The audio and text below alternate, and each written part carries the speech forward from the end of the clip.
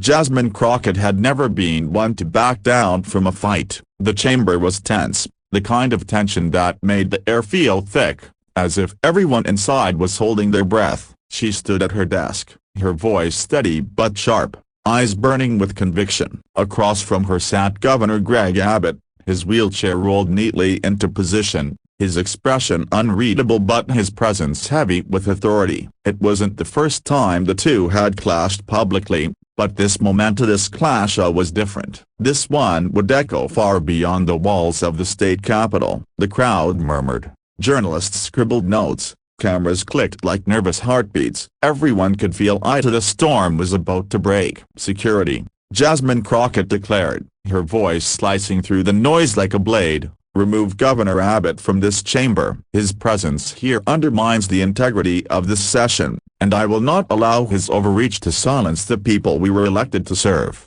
Gasps erupted from the room. Even those who agreed with her stood stunned, caught between admiration and disbelief. You could almost hear the political world grinding to a halt outside those walls as her words rippled outward like a shockwave. Abbott didn't flinch. He sat motionless, his hands resting calmly on the arms of his chair, his eyes fixed on Jasmine with an intensity that seemed to pierce through the noise. He didn't yell, he didn't argue. Instead, he raised his hand slowly, deliberately and gestured for the security officers to stop. They hesitated, caught between the order of one leader and the command of another. And then, with the entire room watching, Abbott did something no one expected. He turned his wheelchair forward, pressing the controls, and began to roll himself toward Jasmine Crockett. The room fell silent, the only sound the soft whirring of his chair as he moved deliberately into the center of the chamber. He stopped just feet away from her, raising his voice for the first time. "Representative Crockett,"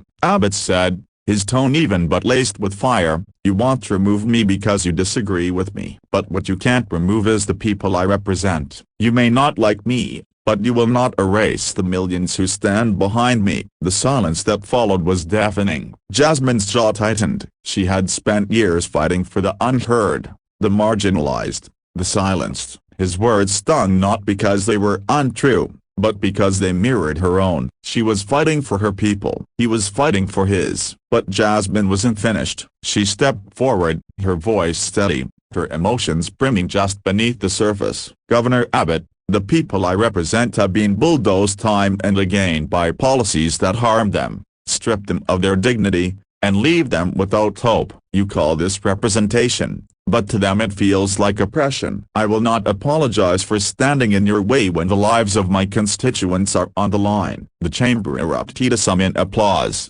some in outrage, voices clashing like thunder in a storm. The divide was clear, but so too was the passion. Two figures, standing for what they believed, refusing to yield. And then something remarkable happened. Abbott lowered his gaze for a moment, his hands tightening on his chair. Instead of firing back with venom, he simply nodded. "Then let us debate, Representative," he said, his voice firm. "Not with threats, not with removals. Let's put it all on the table here, in front of the people watching. Let them decide who really fights for them." The challenge hung in the air, and Jasmine knew this was her moment. Removing him would have been symbolic, but defeating him in open debate, that would be transformational. She straightened her shoulders, lifted her chin, and accepted. What followed was a clash of ideas, passion against power, heart against authority. They argued on education, on healthcare, on justice. Jasmine spoke with fiery conviction,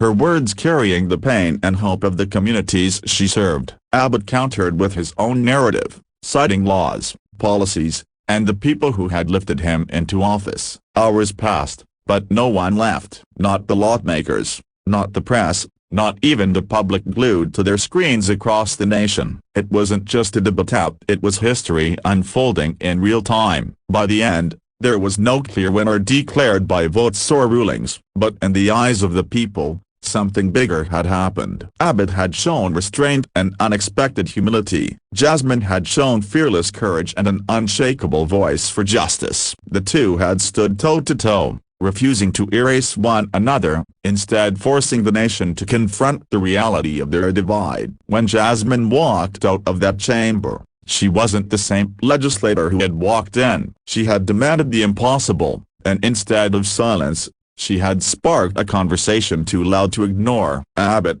too, had revealed a side of himself few had seen, a willing to face opposition head-on rather than hide behind power. The inspiring message was clear: democracy is not about silencing the opposition but standing firm, speaking truth, and letting the people decide. In a world where too many leaders try to crush their adversaries, Jasmine Crockett and Greg Abbott reminded the nation that real strength is found in facing the storm and refusing to look away.